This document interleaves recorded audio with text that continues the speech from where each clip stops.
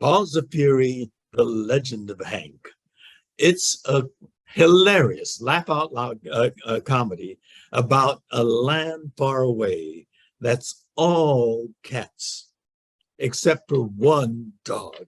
It's a funny comedy that all the ages, little kids, middle-aged kids, and grown-up kids can enjoy. A peasant village has hired a samurai dog to protect them.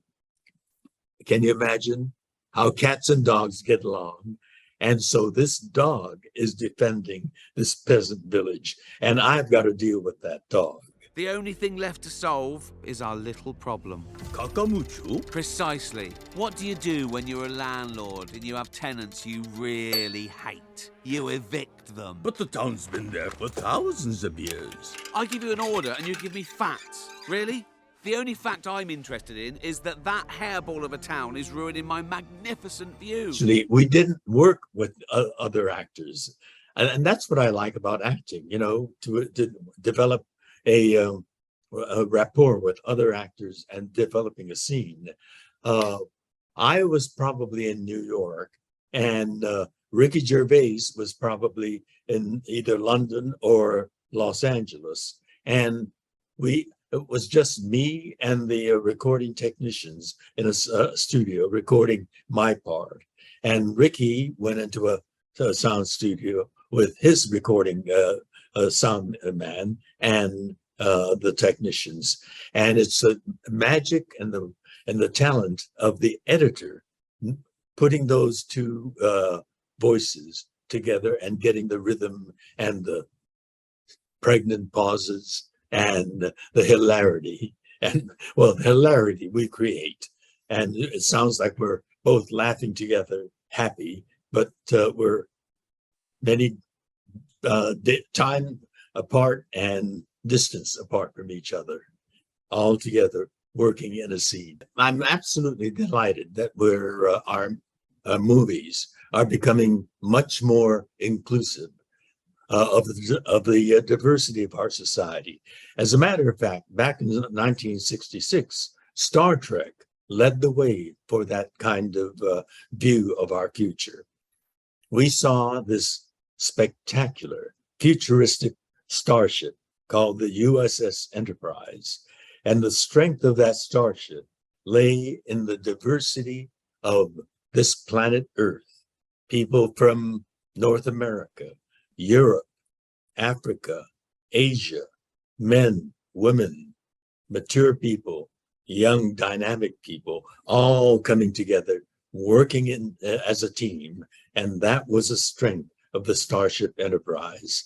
That was the metaphor for Starship Earth, so that they could boldly go where no one had gone before. It was a very positive view of our future. And in a wonderful cartoon way, Paws of Fury, The Legend of Hank is all that. Cats and dogs getting together. Tiny little lords and big, fat, obese henchmen and a dog samurai, all learning to live with each other. And then ultimately, we all get together to live long and prosper. When I was little, I really didn't understand why we were in prison. Too young. I was 5 years old. And when we were released, I was 8 years old. However, when people are terrorized, they do irrational, horrible things. And that's what happened in America after Pearl Harbor was bombed. Pearl Harbor killed over 2,400 people. 20 ships were sunk, 8 of them major battleships. And the terror of that swept across the Pacific and across the United States and Canada. And people were terrorized and they acted irrationally. They looked at Japanese Americans with suspicion and fear and outright hatred. It was a horrible time when Japanese Americans walking down the street would be yelled at, spat at, and assaulted. Our businesses, our homes, our cars were graffitied. It was a terrible time. And it wasn't just the ignorant racists that behaved in this way. The shock and the fear of that bombing affected even our politicians and our government, which is supposed to be a democracy, equal justice under the law, lost it. And they acted hysterically. Politicians began to say horrible things about us. The Attorney General, the top lawyer of California, said, "We have no reports of spying or sabotage or fifth column activities by Japanese Americans. But the Japanese are inscrutable. You can't tell what they're thinking. So it would be prudent to lock them up before they do anything." That is outrageous, to lock them up before they do anything. But that thinking affected even the President of the United States. And that's why Japanese Americans were imprisoned. The president became terrified, and he had all Japanese Americans rounded up and put in 10 barbed wire prison camps. And so there's an important lesson to be learned from history.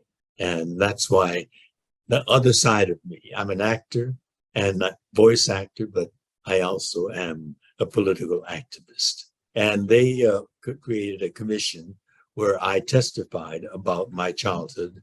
I made a report to the president saying that the cause of the internment was, one, war hysteria, two, racial prejudice, and three, the failure of political leadership.